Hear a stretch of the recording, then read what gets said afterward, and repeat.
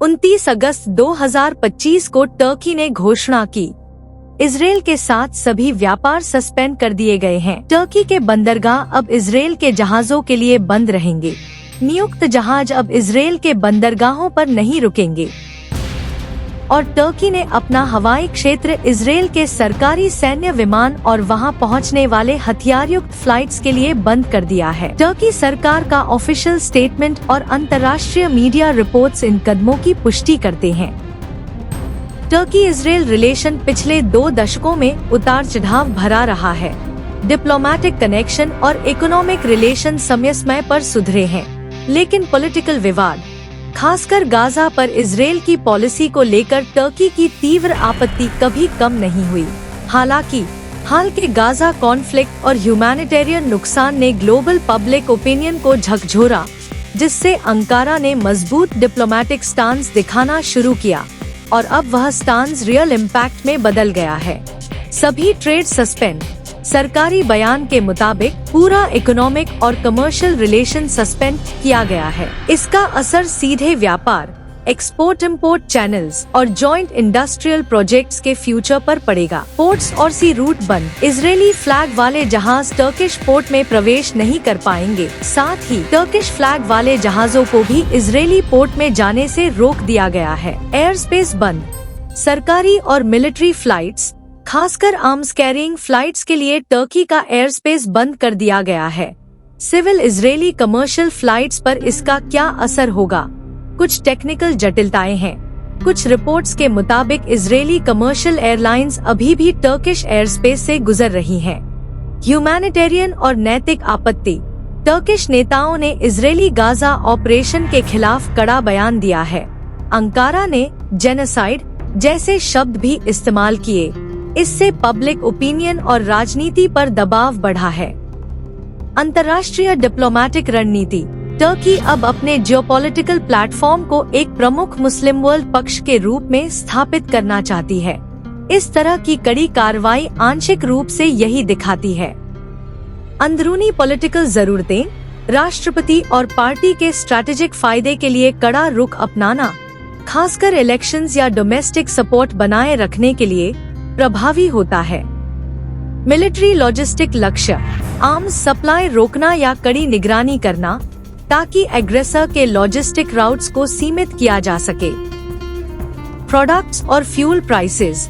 भले ही Israel Turkey का direct व्यापार नहीं हो, लेकिन मिडिल ईस्ट में फ्यूल, इलेक्ट्रॉनिक्स या सी राउट्स बदलने से लोकल मार्केट्स में कीमतें बढ़ सकती हैं, खासकर ईस्ट मेड से जुड़े जॉइंट वेंचर्स प्रभावित होने पर। टूरिज्म और एयर राउट्स। टर्की को रिलीजियस और टूरिज्म डेस्टिनेशन के रूप में देखा जाता है। फ्लाइट कॉस्ट्स राउट्स में बदलाव या बायस थ्रेट्स ट्रैवल पर असर डाल सकते हैं। इजरायलीज के लिए टर्की यात्रा कठिन हो सकती है और उल्टा भी सच है। जॉब्स और इन्वेस्टमेंट। जॉइंट इन्वेस्टमेंट्स या इजरायली कंपनियों की टर्किश ब्रांचेस में अनसर्टेनिटी शिप्स और पोर्ट से जुड़े बिजनेस को नुकसान पहुंचा सकती है। ह्यूमैनिटेरियन और सिक्योरिटी कंसर्न्स।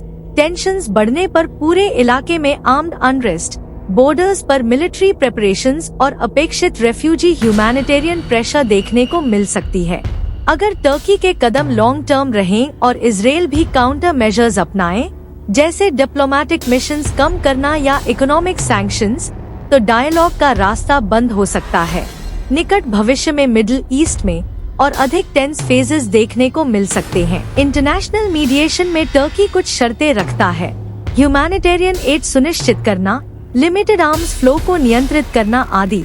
लेकिन पूरी तरह से रीलॉन्च होने में कई महीने लग सकते हैं। कमर्शियल और मिलिट्री चैनल सालों तक ठंडे रह सकते हैं। टर्की खुद को अन्य अरब मुस्लिम ईरान सपोर्टिव प्लेटफॉर्म्स की तरफ और स्पष्ट रूप से मोड़ सकता है। यह नए अलायंसेस या इकोनॉमिक ब्लॉक्स बनाने की शुरुआत भी हो सकती है। हालांकि इजराइल अभी तक सीधे तौर पर हर चीज में काउंटर अनाउंसमेंट नहीं किया है, फिर भी सरकारी और प्राइवेट इनिशिएटिव्स में चिंता दिख रही है। कमर्शियल लॉसेस, फ्लाइट राउट्स के रिस्क और मिलिट्री सप्लाई लाइंस में बाधाएं। कुछ प्राइवेट रिपोर्ट्स के अनुसार इजरायली कमर्शियल फ्लाइट्स अभी भी टर्की के एयर स्पेस का उपयोग कर रहे हैं। लेकिन सरकारी फ्लाइट्स और आर्म्स कैरिंग फ्लाइट्स पर स्पष्ट रिस्ट्रिक्शंस लग गई हैं। यूरोपियन और अमेरिकन डिप्लोमैट्स आमतौर पर कॉन्फ्लिक्ट को रोकने की अपील कर रहे हैं। यूनाइटेड नेशंस में ह्यूमैनिटेरियन कंसर्न्स फिर से उठाए गए हैं। मिडिल ईस्ट की कुछ पावर्स जॉर्डन, इजिप्ट, कतार डिप्लोमेटिक सॉल्यूशंस की कोशिश कर रही हैं, लेकिन सिचुएशन तेजी से बदल रही है। हमास मुख्य रूप से टर्की के कदम का समर्थन कर रहा है, जो रीजनल डिफरेंसेस और प्रेशर को बढ़ा रहा है। तुर्की का यह कदम केवल दोनों देशों के बीच तकरार नहीं है, यह मिडिल ईस्ट के power balance, international supply chains पर प्रभाव और एक पॉलिटिकल मैसेज तीनों को साथ में लेकर चलता है। 29-31 अगस्त 2025 के बीच जो कदम घोषित किया गया, उसे कई एनालिस्ट्स ने वॉर-लाइक स्ट्रैटेजिक आइसोलेशन के रूप में वर्णित किया है, जो दीर्घकालीन नहीं भी हो, फिर भी मध्यम और शॉर्ट टर्म में व्यापक प्रभाव डाल सकता है।